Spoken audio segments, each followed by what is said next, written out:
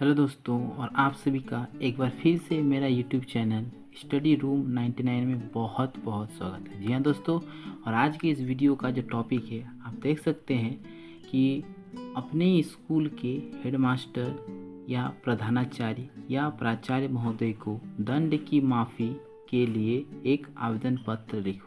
जी हाँ दोस्तों, ये जो क्वेश्चंस हैं आप देख सकते हैं जो मैं आज इस वीडियो के माध्यम से लेकर आया हूँ। ये क्वेश्चन दोस्तों वेरी इंपॉर्टेंट है फॉर मैट्रिक एग्ज़ाम। सो दोस्तों, और ये क्वेश्चन जो है 5 मार्क्स का आता है।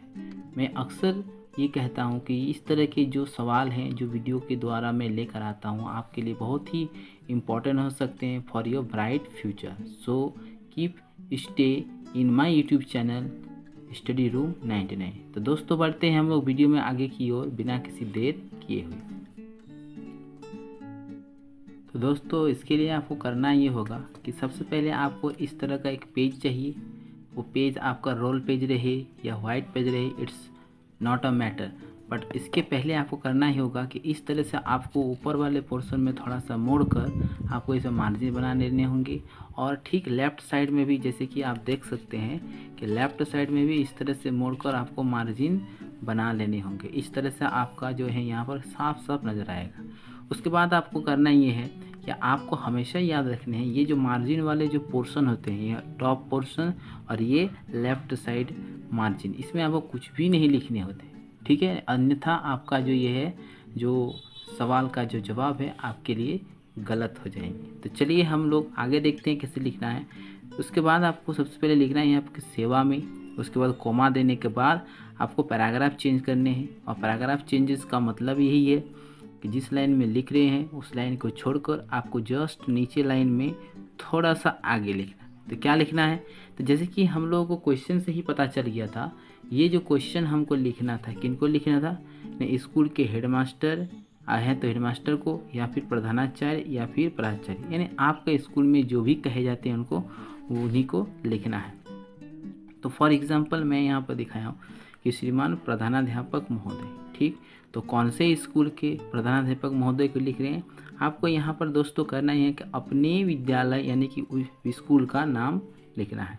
फॉर एग्जांपल पांड्रा उच्च विद्यालय पोदाडी निरसा 1, ठीक। आगे आपको करना है कि यहाँ पर नीचे वाला जो लाइन है स्पेस छोड़ देना है। स्पेस छोड़ने के बाद देन उसके नीचे लाइन में, जस्ट नीचे लाइन में लिखना है विषय। और विषय जो है हमको क्वेश्चन पढ़ने से ही पता चलता है कि ये जो है देख सकते हैं कि को दंड की माफ़ी के लिए, ठीक, पता चल गया। तो अब हम लोग क्या करेंगे, यहाँ पर विषय लिखेंगे कि दंड की माफ़ी के लिए आवेदन पत्र, पूर्ण विराम दे दी। और कोशिश अगर हो सके जहाँ तक आपको यहाँ पर इसको हाईलाइटेड कर देना है, ताकि ये सबसे पहला नज़र जो है आपके प्रधानाध्यापक है उनका यहीं पर आए।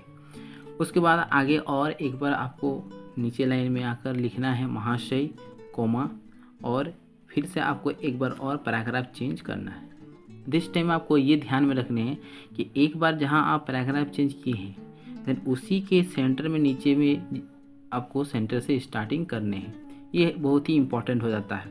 तो दोस्तों अब आपको करना ये है कि यहाँ पर कि मैं इस क्वेश्चन को थोड़ा सा अलग ही ढंग से लिखा हूँ। आप मेरे प्रीवियस वीडियो अगर देखे हैं तो ज़रूर आपको समझ में आएगा।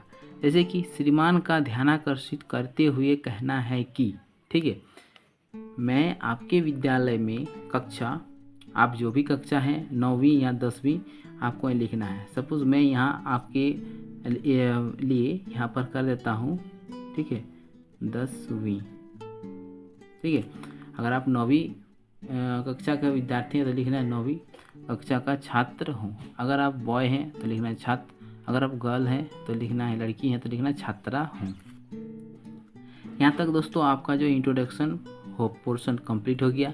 अब नीचे जो हम लिखेंगे वहाँ पर क्या करना है, ये जो भी विषय हम लोग यहाँ हाईलाइटेड किए हैं उस विषय के बारे में थोड़ा सा विस्तार पूर्वक आपको बताने होंगे, आपके आखिर आपको क्यों माफ़ी किया जाए। तो जैसे कि मैं यहाँ पर एक एग्जाम्पल के तौर पर लिखा हूँ कि महोदय हमारा परिवार काफ़ी गरीब है, ठीक, कमाने वाले एकमात्र पिताजी ही हैं, बहुत मुश्किल से मेरा पढ़ाई होता है। गत 2 दिन सोमवार और मंगलवार को पिताजी का स्वास्थ्य अचानक बहुत ख़राब हो गया था, इसलिए मैं उनके दुकान के काम में थोड़ा सहायता करने के कारण ये 2 दिन मैं अपने वर्ग में उपस्थित नहीं हो सका। ठीक है दोस्तों, यहाँ तक आपको मैं समझता हूँ समझ में आया। जैसे कि मेरे परिवार में, यानी कि आपके, ठीक है, जो लिख रहे हैं वो उनके परिवार में, ठीक है, आपको समझ कर लिखना है कि कमाने के वाले सिर्फ एक ही हैं और उनके जो पिताजी हैं वो बीमार हो गए थे, इसलिए वो और उनका पढ़ाई बहुत मुश्किल से होता है, इसलिए जो पिछला 2 दिन था, जैसे कि सोमवार और मंगलवार, आप अपने हिसाब से ये दिन को लिखने हैं। तो स्वास्थ्य खराब होने के कारण उनके दुकान का जो काम चल रहा था उसमें हेल्प करने के लिए 2 दिन जो है वो अपने वर्ग यानी कि क्लास में उपस्थित नहीं हो सका।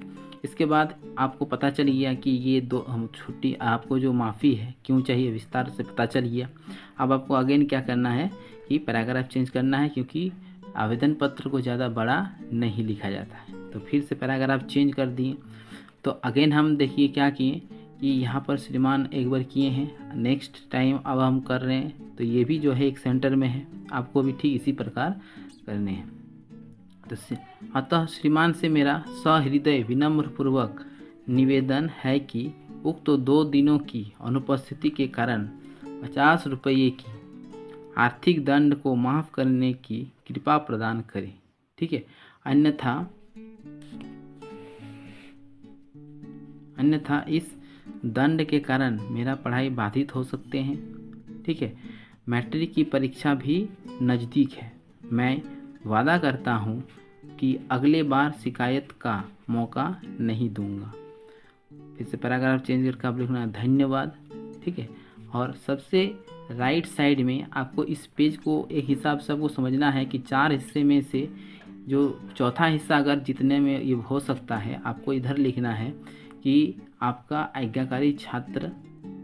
ठीक है, नीचे में आपको क्या करना है कि आपका नाम, वर्ग, क्रमांक, उसके बाद आप खंड यानी खंड क ब कौन से खंड में है, उसके बाद दिनांक, जिस दिन आप इसको सबमिट करने जाएंगे वो दिनांक आपको यहाँ लिखना है।